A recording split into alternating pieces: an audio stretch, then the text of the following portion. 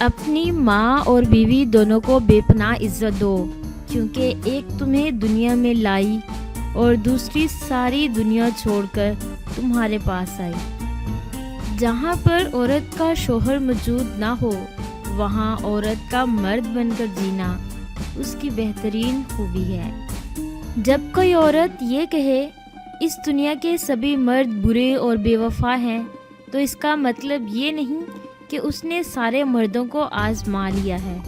اس کا مطلب یہ ہے جس مرد کو اس نے آزمایا تھا وہ اس کی ساری دنیا تھا۔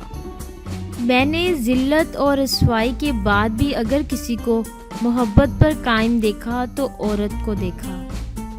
مرد کی وفا کا پتہ عورت کی بیماری میں چلتا ہے کہ سکہ کھوٹا ہے یا کھرا ہے۔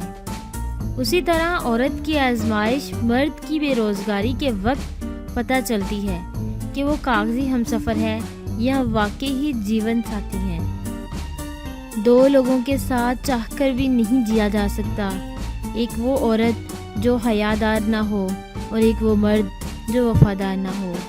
عورت اگر بسنا چاہے تو جھونپڑیوں میں بھی خوشی خوشی رہ لیتی ہے، اگر نہ بسنا چاہے تو محلوں کو بھی ٹھکرا دیتی ہے۔ بیوی اپنے شوہر سے اس وقت تک لڑتی ہے، ضد کرتی ہے جب تک اسے اس سے پیار کی امید ہوتی ہے۔ جب امید ختم ہو جاتی ہے تو وہ لڑنا، ضد کرنا بند کر دیتی ہے۔